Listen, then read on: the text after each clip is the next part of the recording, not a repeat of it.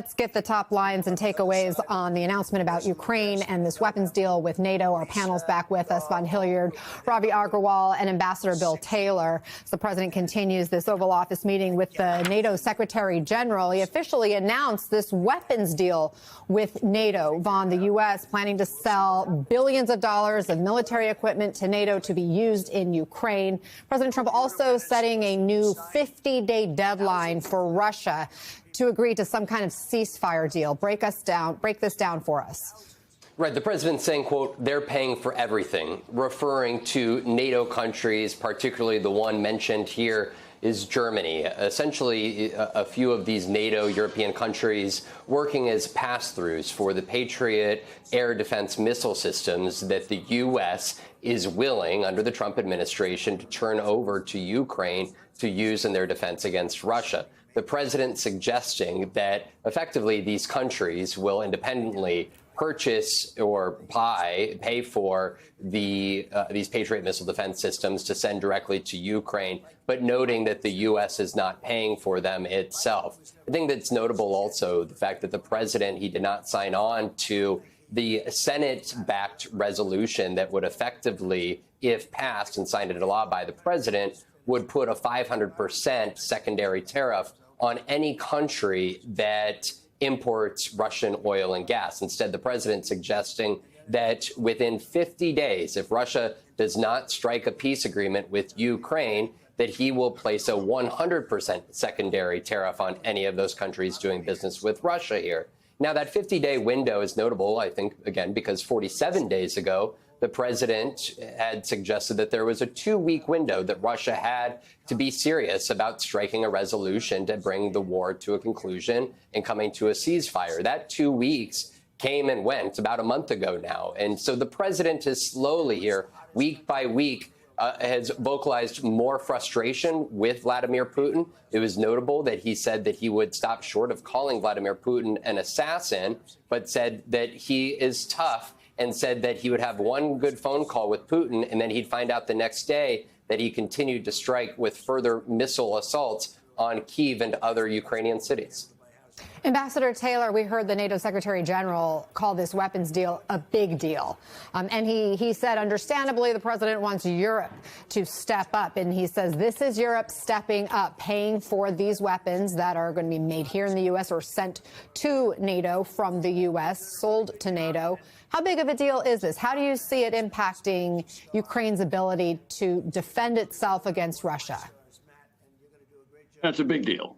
It's a very big deal. I've heard $10 billion in some sense, plus or minus. But that's a lot of funds. That's a lot of weapons. And as Von says, these are weapons that are already in Europe. These are probably Patriot systems that are already in, let's say, Germany, that can go quickly into Ukraine and defend Ukrainian cities, defend the Ukrainian military, defend civilians. They can go quickly in there, and the Germans then will buy replacements from the U.S. So this is a big deal. It could go quickly. It could have a big effect on the war in Ukraine and allow the Ukrainians to defend themselves much more effectively. Ravi, what's your reaction to what we just heard in the Oval Office? So I also think it is a big deal. I'm not so sure it changes the status quo from where we were 9 months ago or 1 year ago. I still think Ukraine is up against it. A lot of this early weaponry, the Patriot missiles, of course, are defensive. There are other offensive weapons that will become part of this package. Basically, it opens up a window for Europe to buy a lot of stuff from the United States and pass it on. But it's very interesting as well to see how Europe is selling this to their populations. Of course, at the NATO summit last month, when they agreed to up their defense spending to 5%, that's going to be a very slow process over 10 years, if indeed they do actually do that. And of course, that comes with tough compromises, difficult decisions made at home. That money has to come from elsewhere. Sacrifices need to be made. So for Europe, really, this is, a long journey towards a reorienting, which will come with all kinds of other reorientings in their societies. But overall, I think Ukraine will breathe a sigh of relief, and Russia will be looking at this warily. I don't think it changes Russia's plans too much in the here and now. Just one more quick thing on the secondary sanctions. These would ostensibly, if implemented, target India and China, the biggest purchasers of Russian oil. India, of course, as somewhat of a U.S. ally, not a formal ally, will, of course, through back channels, protest this mightily because they're going to want to say, if we don't buy it from Russia, we'll buy it from somewhere else, which will lead to a price spike, which, of course, would not be good at home in the U.S. I mean, he's talking about secondary tariffs at 100%. Ravi, do you see that potentially moving the needle then, given the amount of exports these countries like China, like India purchase from Russia when it comes to their energy sectors? If implemented, I just think it's highly unlikely that it would be implemented. Again, I mean, for a country like India, which imports, before the war in Ukraine, India was getting something like 2% of its energy supplies from Russia. At some point, 2 years into the war, it was getting about 50% of its crude purchases from Russia. If you turn that around very quickly, India is going to look elsewhere. That will lead to dramatic oil spikes, and everyone knows this. I think the United States has talked a big game about really sanctioning Russian oil. It hasn't actually done as much as it said it could. Crucial in this 100% is it is up to 100%, and the decision would be Trump's here. So he could well go way under that, keeping in mind, again, that I think primarily he's going to want to keep the price at the pump at home very low in the summer. And Vaughn, the president was also asked about his conversations with Putin, how often he talks to him, what those conversations are like. That led to an interesting moment. He effectively suggested he doesn't believe the words of Vladimir Putin. And I think it's notable that in this wild moment here, if you may, where we are in July of 2025, he actually was praising Europe and our European allies, and suggesting that he wasn't so sure of them when he came into office, but they're doing everything right. And effectively, you're seeing Mark Rutte, who's the NATO Secretary General, who was formerly the Prime Minister of the Netherlands, sitting alongside the president. This has been an arduous, you could say, 7-month journey to get to this point for not only President Zelensky back in February, who faced the ire directly of the president and the vice president, but also Mark Rutte and other European allies. And if you go back to, it was a conversation I had actually back in February with the senior U.S. official who was engaged in these ceasefire peace talks.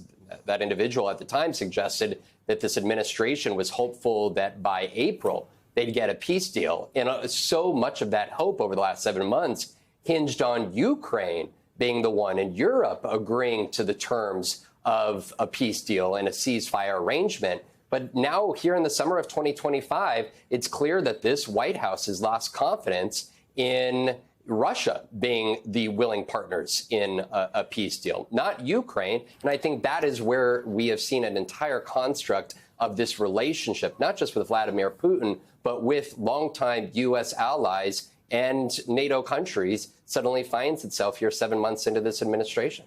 I just want to read from what the president said in the Oval Office, a quote when he talked about how he often has phone calls with Vladimir Putin. He says, he's a tough guy. It's been proven over the years that he's fooled a lot of people. He's fooled Bush. He fooled a lot of people. He fooled Clinton, Bush, Obama, Biden. He didn't fool me, he says, Ambassador Taylor, and yet he also admits that his conversations with Putin are always very, very pleasant, and then Putin goes and fires a bunch of missiles that very night. I think President Putin has been fooling Donald Trump for months, and Donald Trump didn't want to believe that. But President Putin has been firing these missiles over and over. After those phone calls, President Trump has figured it out that Putin is lying to him. He has figured out that Putin is not a partner. He's not serious in these negotiations. And so what President Trump has figured out is going to take pressure on Putin. He didn't want to do it earlier. Now he's talking about doing it again, both with weapons and with these sanctions that he's talking about today. So these are two big pieces of a package to put pressure on Putin to come to the table. Ravi, your thoughts on the president saying he's not been fooled by Putin, but that Putin fooled every other administration? So it's very interesting that he said that, and it was part of a broader sort of package of things he was saying about how this isn't his war.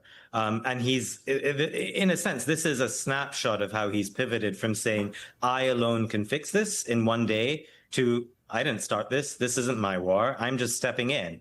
And I think that that's of a piece with him realizing that Putin has played him over time. I think from what we know of Trump and his personality, the one thing he hates most is to come across as someone who's been played. And so, again, this is in many ways a reality TV presidency.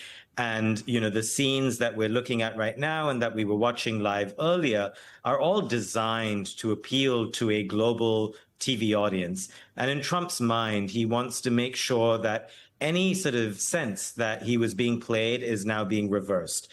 And that amid that, he has this parade of leaders from Europe, in this case, Rutte, who knows how to play this game, came in and said that, you know, because of you, we have increased our defense spending to 5%. And it was because of you, Mr. Trump, that earlier we had increased it to 2%. So this is the grammar of this presidency that we're seeing play out.